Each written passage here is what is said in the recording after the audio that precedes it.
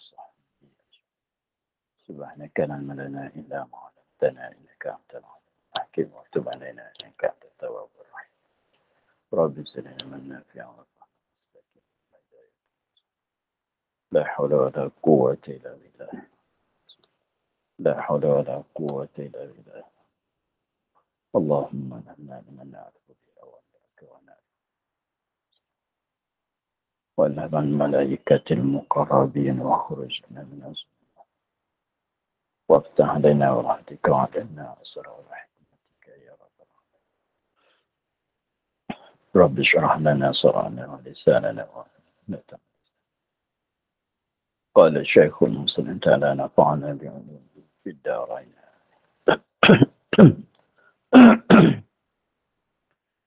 Dan setengahnya madmadah dan istinsyak. Dan setengahnya setengah daripada sunat wuduk.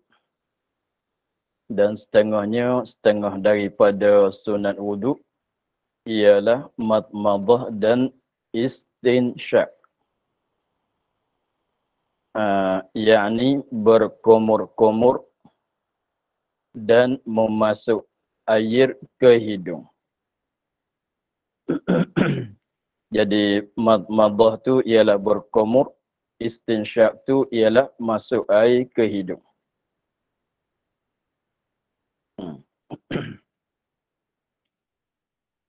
Kerana mengikut bagi perbuatan Nabi sallallahu alaihi wasallam yang diriwayat oleh Syaikhan. Ini dalil bagi sunat berkumur dan masuk air ke hidung. Kerana mengikut jadi sunat berkumur, sunat masuk air ke hidung itu fasal jadi sunatnya ialah kerana mengikut bagi perbuatan Nabi sallallahu alaihi wasallam.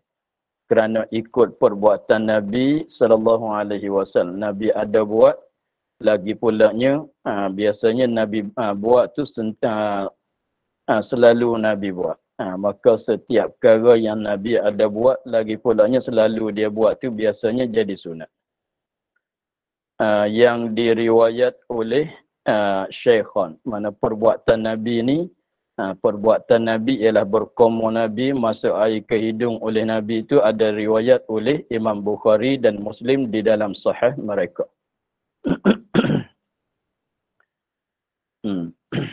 Itu dalilnya. Dan sekurang-kurangnya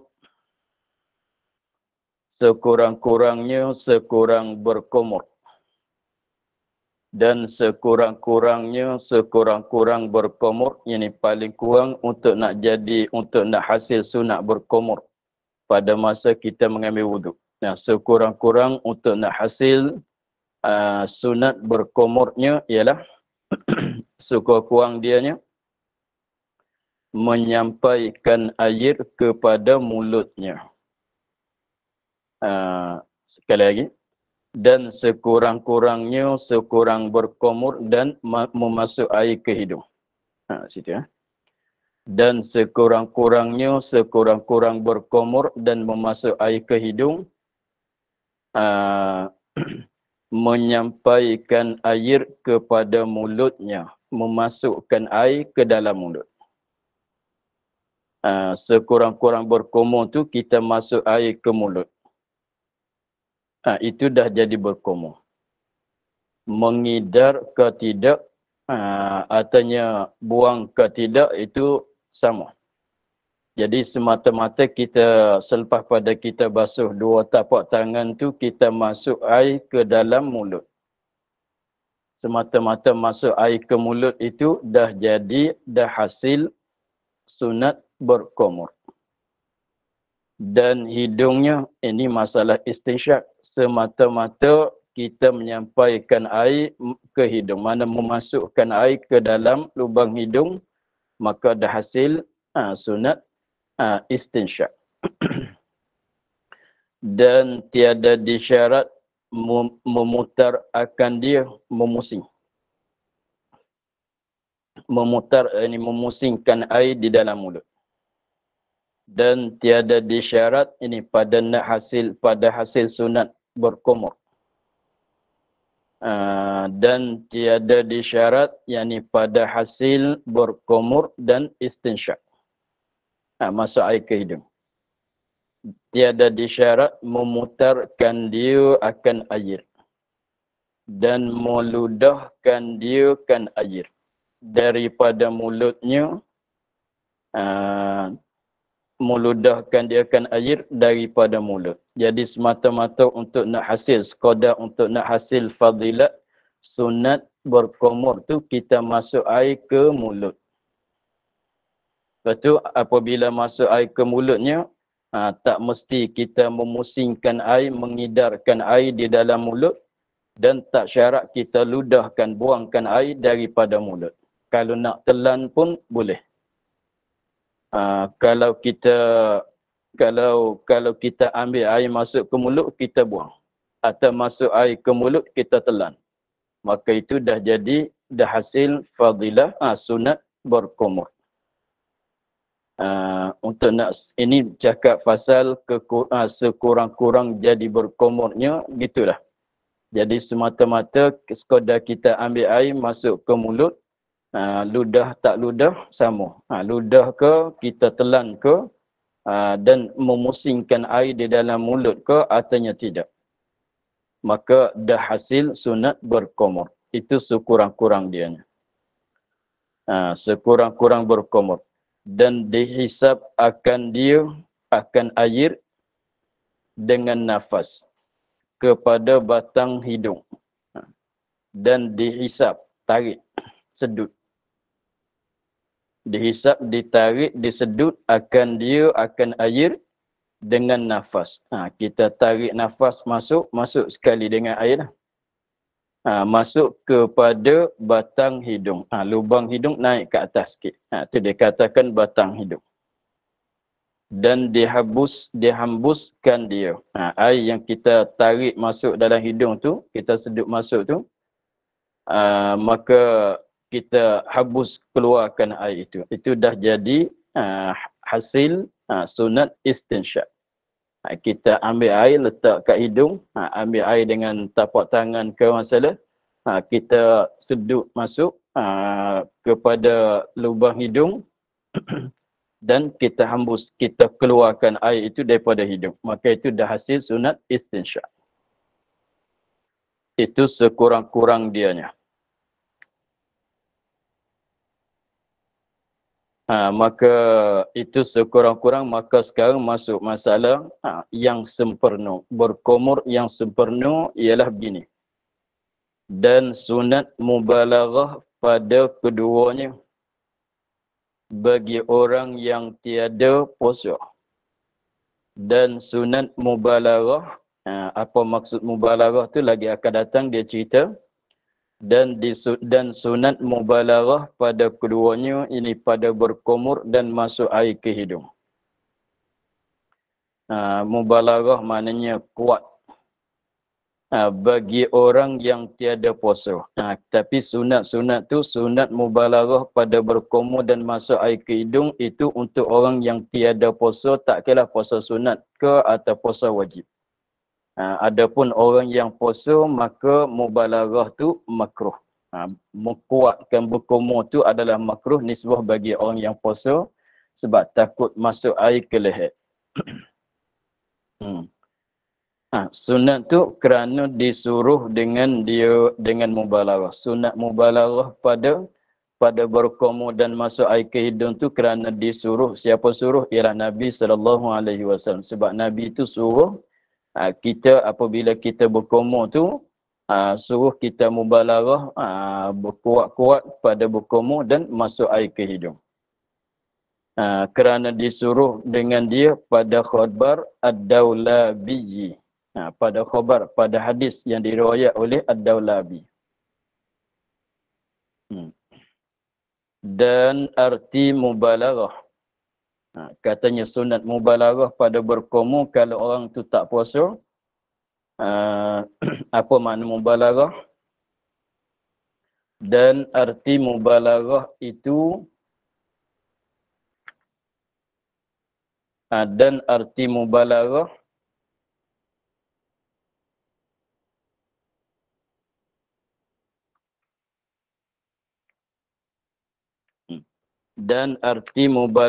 air pada berkomur-komur itu, jadi berkomur kitanya, berkomur disunat dengan secara mubalaghah kalau tidak puasa, iaitu dihenggakan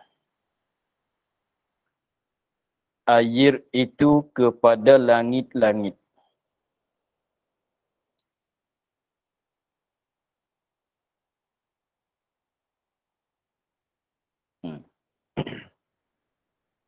Iaitu dihenggakan, jadi disampaikan. Dihenggakan, yakni disampaikan air itu, air yang masuk ke mulut tu, kepada langit-langit. Jadi air itu kita banyaklah sikit.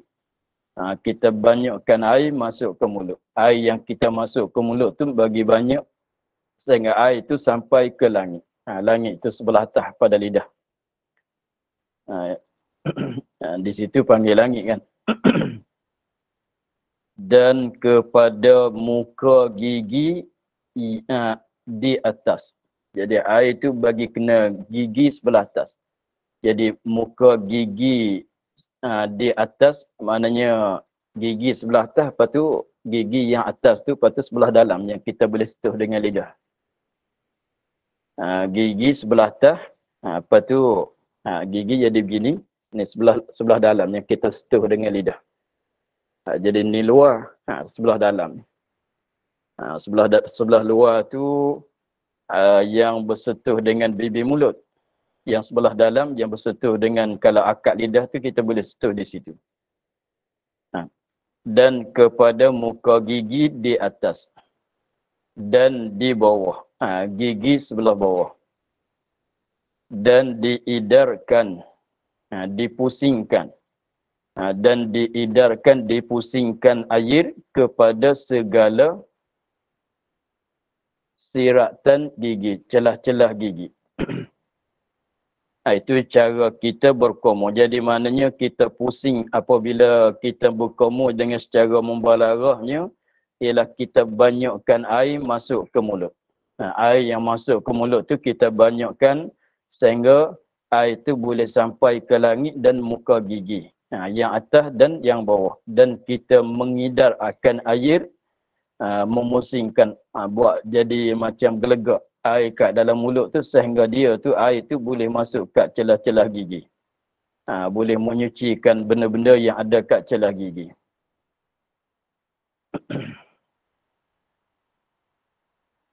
Dan sunat, itu cara berkomur yang mubalaghah yang disuruh oleh Nabi SAW. Dan sunat dilalukan. Apa makna dilalu? Yakni digosokkan. Dan sunat yang disunat dilalukan, yakni digosokkan. Yakni digosokkan dengan anak jari tangan atas siratan gigi.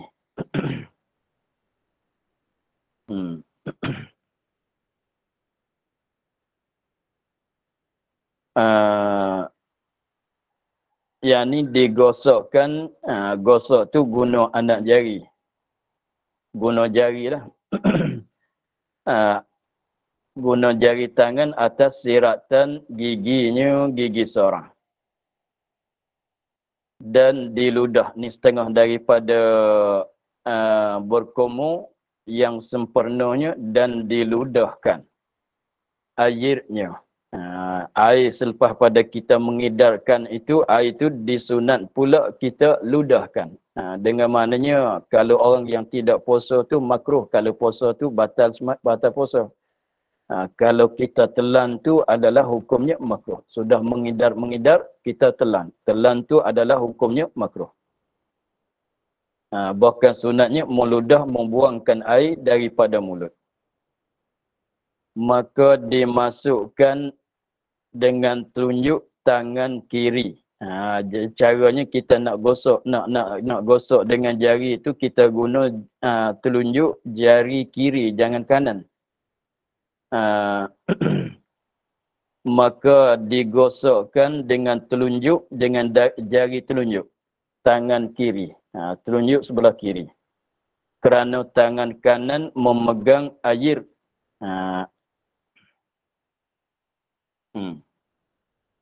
Kerana tangan kanan memegang air. Jadi maknanya tangan kanan tu kita pegang air, kita pegang bekas air. Batil ke, artinya gayung ke, apa dia. Jadi tangan kanan tu kita guna untuk buat pegang bekas air. Apa tu? Jadi maknanya tangan kanan tu tak dah ada tugasan dia. Jadi maknanya kita gosok tu dengan jari tunjuk kiri. Habis di situ. Itu cara kita berkomu dengan cara mubalaghah yang disunatkan. Jadi masuk air ke mulut bagi banyak dan mengidarkan air sehingga meratakan segala kat celah-celah gigi dan semuanya. Dan sunat pulanya kita ludahkan air itu selepas pada berkomu dan disunatkan kita gosok dengan jari telunjuk kiri akan gigi. Itu kalau orang tak bersugi.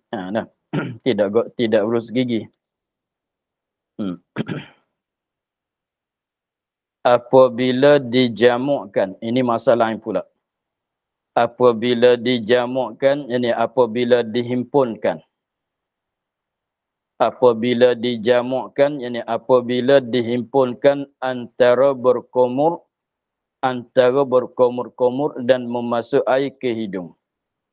Jadi boleh kita nak hipun sekaligus gitu. Jadi maknanya satu kali cebok, kita cebokkan air, sekali cebok dengan dua tapak tangan lah bagi besar sikit. Cebok air dengan dua tapak tangan, kita masuk ke mulut serta masuk ke hidung. Itu maknanya dihimpunkan, dijamukkan. Jadi disertakan berkumur dan masuk air ke hidung.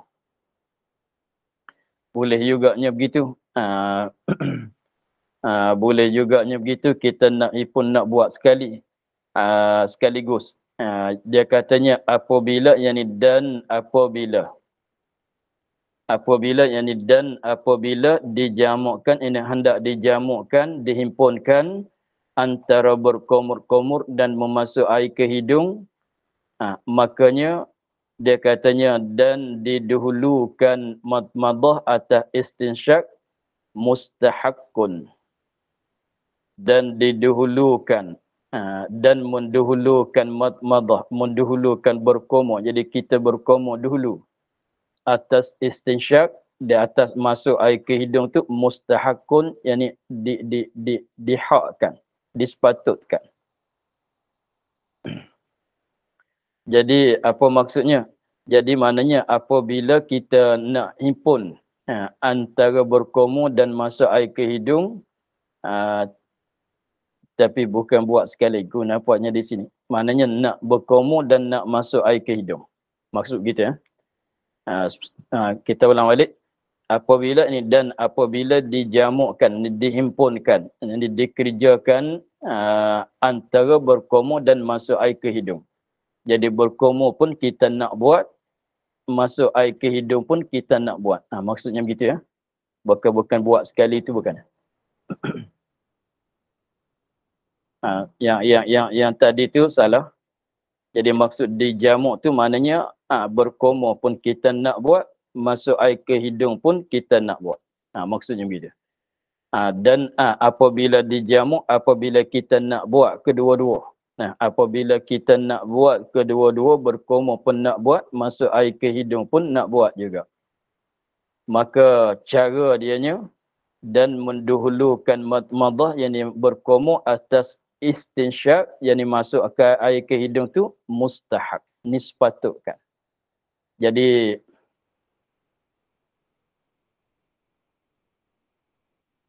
atas. Dan mendahulukan madmadah atas istinsyak, mustahab.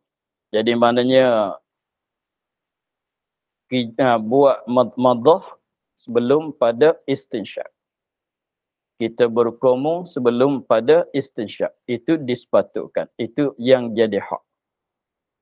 Jadi maknanya dia sebenarnya maksud nak tengok. Dia kata seperti mendahulukan basuh dua tangan atas kedua ini atas berkomor madmadah dan istinsyak.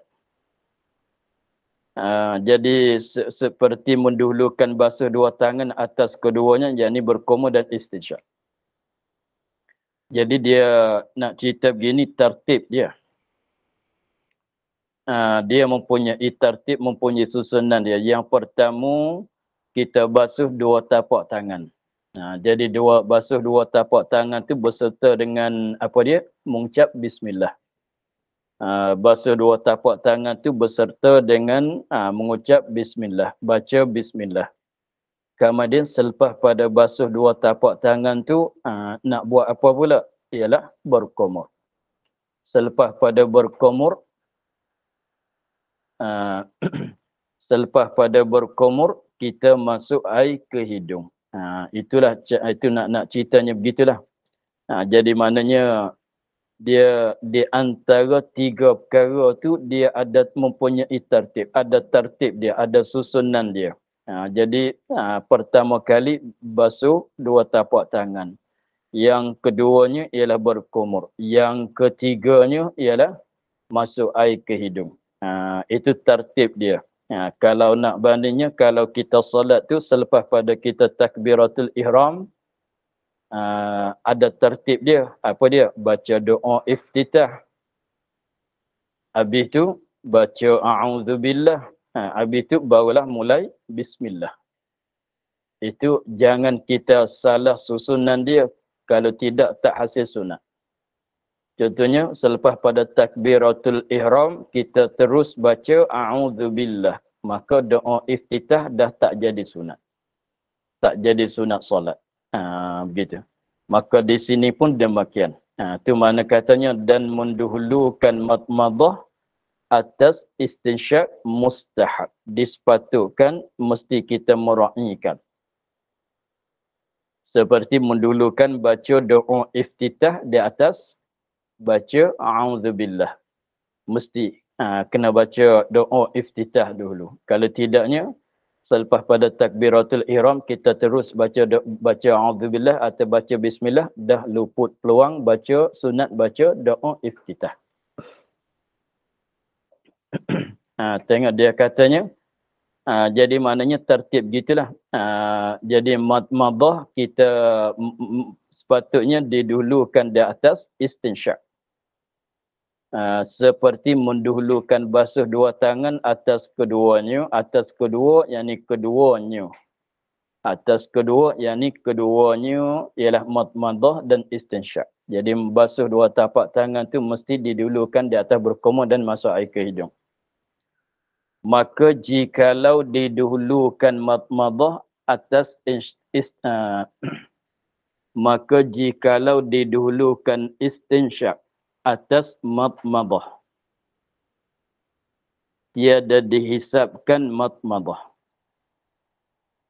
dan luput ia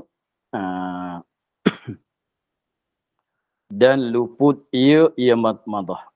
Macam tadilah, macam doa iftitah dengan baca a'udzubillah. Selepas pada takbiratul ihram kita terus baca a'udzubillah, maknanya doa iftitah dah luput. Doa iftitah dah luput sunat dia. Maka di sini pun demikian juga masalahnya. Maka maka jikalau didahulukan istinsyak atas madmadah. Kalau kita, contohnya selepas pada basuh tapak tangan, kita masuk air ke hidung.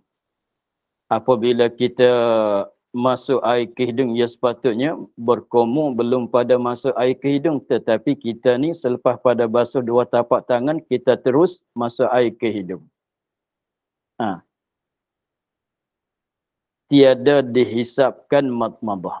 Tiada dihisap, tiada dikirakan akan madmadah. Jadi berkomor tu, jadilah berkomor tapi tak hasil sunat madmadah.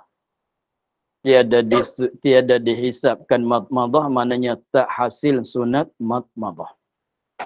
Tak hasil sunat madmadah mana berkomur tu sekadar jadi suci mulut sajalah. Jadi pahala berkomur tak dapat dan luput ia madmadah. Luput. Mana kalau kita berkomur pun maka tak dapat pahala sunat berkomur. Sebab apa? Sebab kita langkah. Kalau langkah tu maknanya apabila kita basuh dua tapak tangan, kita terus beristinsyak, maknanya kita tak nak berkomur dah. Dengan maknanya kalau nak berkomur, mesti kena buat selepas pada basuh tapak tangan dan belum pada istinsyak. Kalau tidaknya, maknanya kita tak nak buat. Sebab tu kalau selepas pada takbiratul ihram kita terus baca bismillah. Apabila kita terus baca bismillah, maka dah tak sunat kita baca doa iftitah. Mana luput sunat baca doa iftitah. Walaupun selepas pada Fatihah dia baca sekalipun, maka tak jadi sunat sembahyang. Itu. Sebab dia mempunyai tertib. Dan luput ia madmadah. Dah luput. Maknanya tak boleh sunat madmadah lah. Dah sekadar buat tu tak mengapalah. Sekadar suci mulut tu suci lah. Tapi sunat madmadah tak dapat. Barang yang ini atas barang yang diiktimadkan dia Asy-Syihab Ar-Ramli. Mengikut yang diiktimad oleh Syihabuddin Ar-Ramli. Syihabuddin itu Ar-Ramli, dia ambil di mana? Mengambil ia daripada kata Raudah. Dia faham daripada kataan kitab Raudah bagi Imam Nawawi. Apa dia? Jikalau mendahulukan madmadah dan istinsyak, akan membasuh dua tapak tangan, tiada dihisap, akan membasuh tapak tangan. Jadi sama juga. Jadi dalam kitab Raudah dia kata jikalau mendahulukan madmadah dan istinsyak, mendahulukan berkomur dan masuk air ke hidung atas membasuh tapak tangan, tiada dihisap. Tiada dihisap akan membasuh, mana tak dikira, tak dapat pahala. Tak dikira, tiada dihisap akan membasuh tapak tangan. Kerana mendulu membasuh tapak tangan itu syarat bagi hukum. Kerana mendahulukan membasuh tapak tangan itu syarat.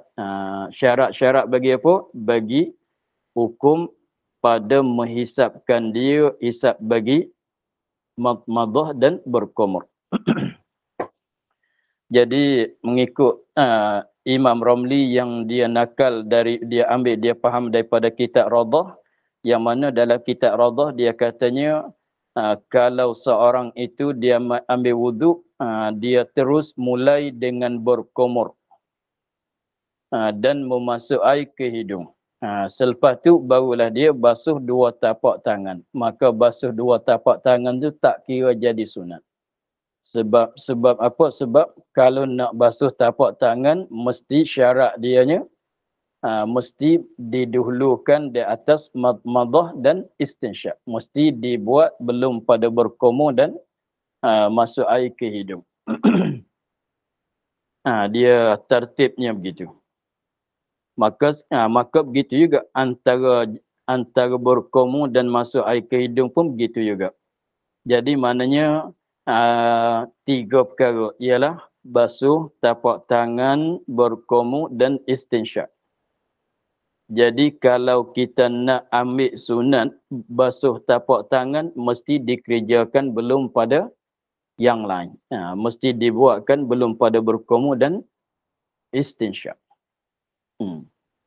Dan pulanya madmadah berkomur itu untuk nak jadi sunat tu mesti dikerjakan sebelum pada istinsyak. Belum pada masuk air ke hidung. Tapi maknanya kalau kita langkah, mana yang sebelum tu kalau buat pun tak jadi sunat. Langkah macam mana? Bismillah, masuk air ke hidung. Apabila masuk air ke hidung, Maka dah luput peluang sunat berkumur dan basuh dua tapak tangan. Begitu juga kalau mulai terus basuh muka. Apabila seorang tu dia mulai basuh muka. Tak mulai dengan basuh tapak tangan, tak mulai dengan berkumur, tak mulai dengan istinsyak. Terus basuh muka. Apabila dia terus basuh muka tu maknanya dah luput semuanya. Dah luput maknanya dah habis sunat, dah tak sunat berkumur bagi dia dan dah tak sunat beristinsyak dan tak sunat basuh dua tapak tangan. Maknanya kalau berkumur pun tak hasil sunat. Kalau masuk air ke hidung selepas pada tu pun tak hasil sunat. Kalau basuh dua tapak tangan pun tak hasil sunat. Seperti kita katanya, apabila selepas pada takbiratul ihram terus baca bismillah. Apabila terus baca bismillah maknanya dia dah tinggal doa iftitah dan a'udzubillah. Kalau baca selepas pada Fatihah pun tak hasil sunat. Sunat baca doa iftitah tu dah tak jadi. Begitu. Itu mengikut yang diiktimad oleh Imam Ramli, Syihabuddin Ar-Ramli di dalam kitab Tufahnya, kerana faham daripada perkataan kitab Rawdah. Sebab dia ada kaedah dia, al-i'rad 'anil maqsud, al-ishtighalu bi ghairil maqsud, i'radun 'anil maqsud. Dia ada kaedah usul, kaedah fiqhnya, al-ishtighal bi ghairil maqsud, i'radun 'anil maqsud. Kaedahnya maksudnya tadilah al-ishtighal bi ghairil maqsud, i'radun 'anil maqsud. Maknanya contohnya kalau kita sembahyang selepas pada kita takbiratul ihram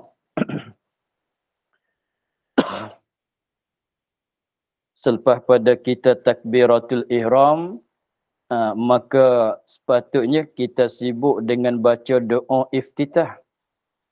Selepas pada kita takbiratul ihram, sepatutnya kita sibuk dengan baca doa iftitah.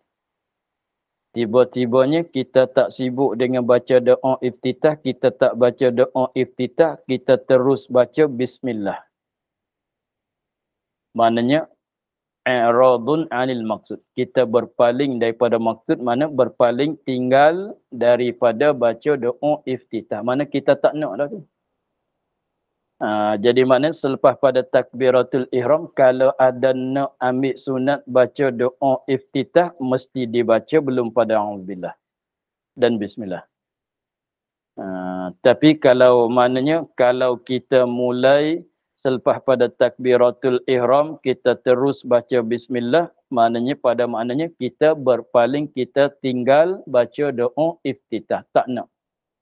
Seolah kata lalu tak ambil, maknanya kita tak nak. Selepas pada tu nak ambil balik pun tak jadi. Begitu. Maka demikianlah di antara tertibnya basuh dua tapak tangan dan berkumur dan istinsyak. Jadi semuanya tiga perkara tu, jadi maknanya dia tertib dia tu kita kena buat mengikut tempat dia. Kita kena buat mengikut tempat dia. Kalau kita langkah, mana benda yang kita langkah tu pada hukumnya kita tak nak lah. Tengok, kalau kita mengambil wuduk, mulai berkumur, mana kita tak nak basuh tapak tangan dah. Mana kalau selepas tu kalau basuh pun tak hasil sunat dah. Kalau kita mulai istinsyak. Kalau kita mulai dengan istinsyak masuk air ke hidung, mana kita tak nak basuh tapak tangan, kita tak nak berkumur. Maka selepas tu kalau kita berkumur, kita basuh tapak tangan pun tak hasil sunat dah. Kalau kita mulai ambil wuduknya, mulai dengan basuh muka. Mulai basuh muka. Maknanya kita tak nak ambil berkumur, basuh tapak tangan, tak nak ambil berkumur, kita tak nak ambil masuk air ke hidung. Dengan maknanya selepas pada kita mulai basuh muka tu, kalau kita berkumur pun tak hasil sunat berkumur. Kalau kita istinsyak selepas pada tu pun tak hasil sunat istinsyak. Kalau basuh tapak tangan selepas pada tu pun tak hasil sunat basuh tapak tangan. Nak mesti kena ambil mengikut tempat-tempat dia. Begitu.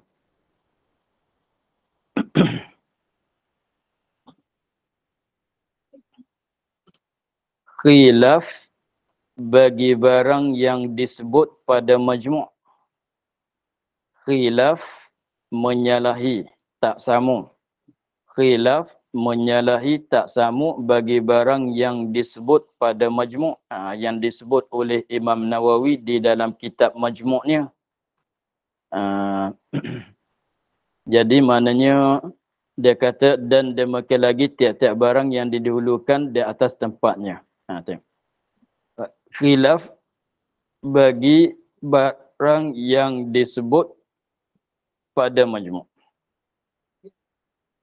Jadi maknanya yang disebut oleh Imam Nawawi di dalam kitab majmu'nya, jadi maknanya kalau kita selepas pada basuh tapak tangan tu kita masuk air ke hidung, maka masih sunat lagi kita berkumur. Masih sunat lagi kita berkumur. Itu yang disebut oleh Imam Nawawi dalam kitab majmu'. Tapi yang masyhurnya macam tadilah. Kalau kita langkah, maka yang kita langkah tu dah tak sunat. Dan demikian lagi tiap-tiap barang yang didahulukan atas tempatnya daripada sunat.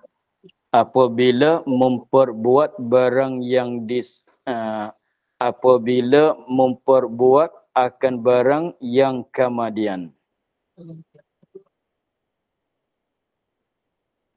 Barang yang kemudiannya.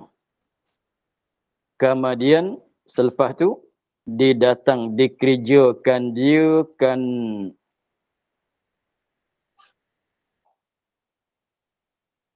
kemudian didatang yakni dibuat dikerjakan dia tengok dulu. Dia kata demikian lagi seperti masalah mendahulukan istinsyak di atas berkumur. Demikian lagi ini seperti masalah mendahulukan istinsyak di atas berkumur.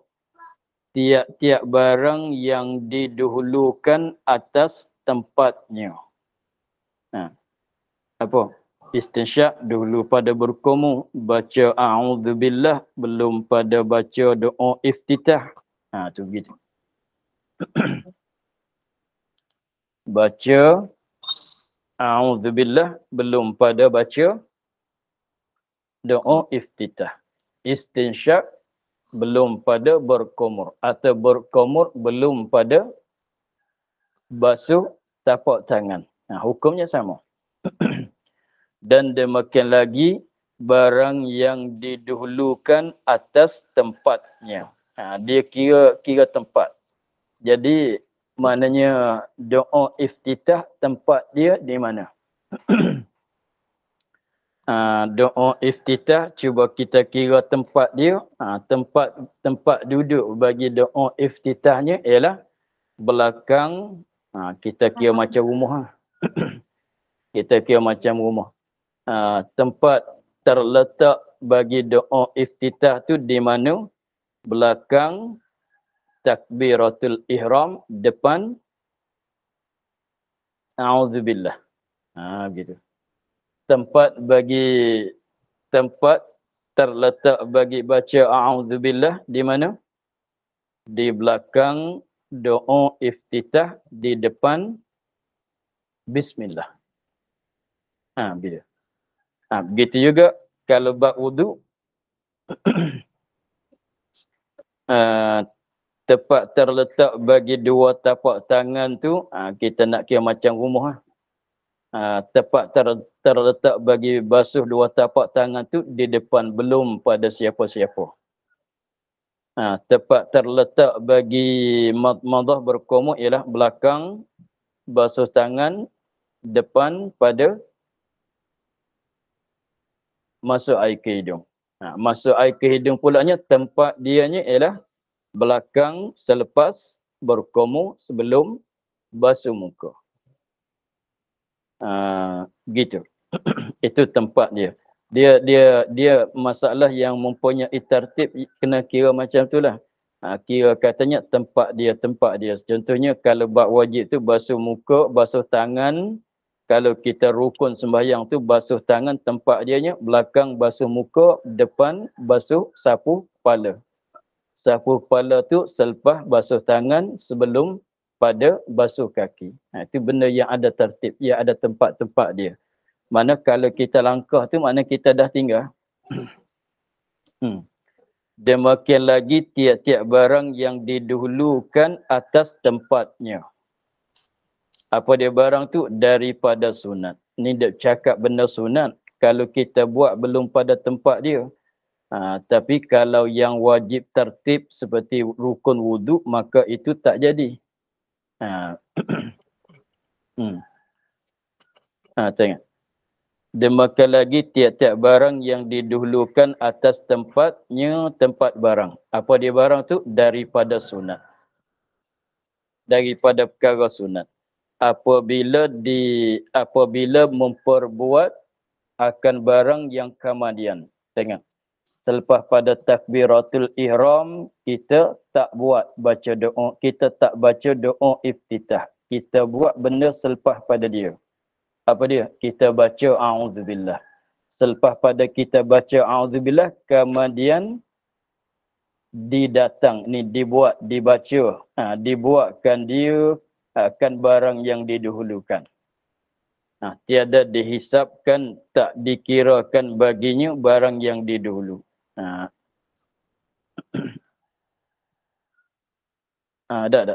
Barang yang kemudian tu tak hisap. Tiada dihisapkan baginya barang ada. Tiada dihisap baginya salah. Tiada dihisapkan baginya bagi seorang barang yang didatang dengan dia kemudian daripada demikian. Tiada dihisapkan baginya barang yang didatang dengan dia yang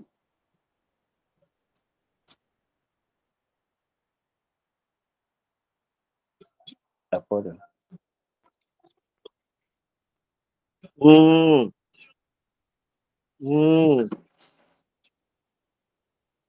Gerisi kayu tadi. Tiada dihisapkan barang yang didatang dengan dia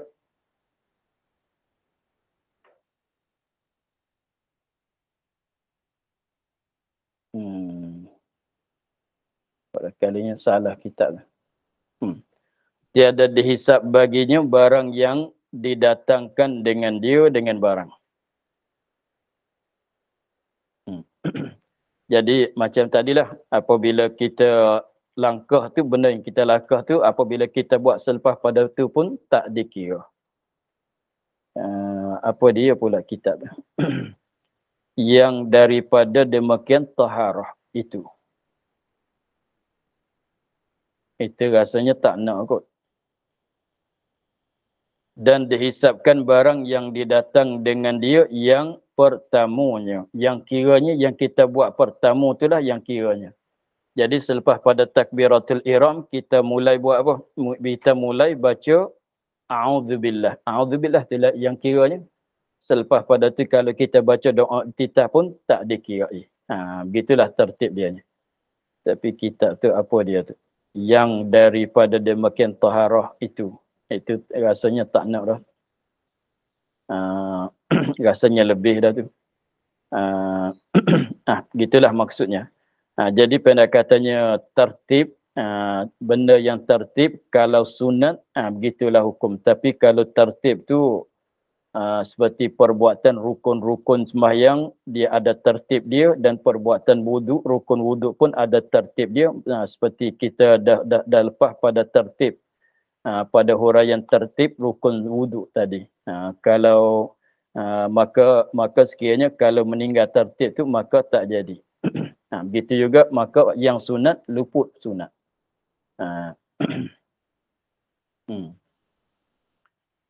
Kemudian kita akhir pada kata dan jika berkehendak menghasilkan demikian itu hendak didatangkan yang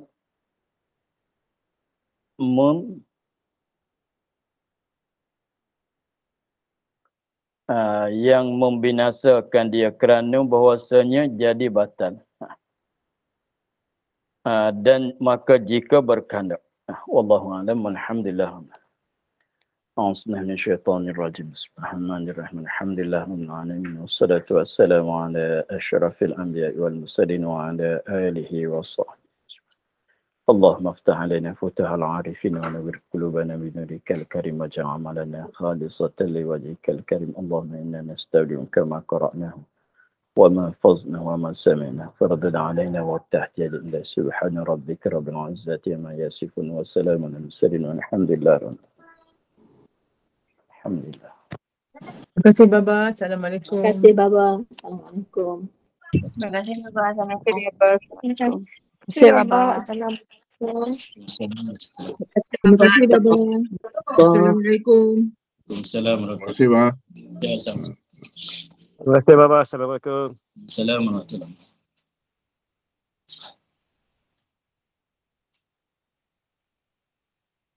Assalamualaikum warahmatullahi wabarakatuh. Waalaikumsalam. Waalaikumsalam warahmatullahi wabarakatuh.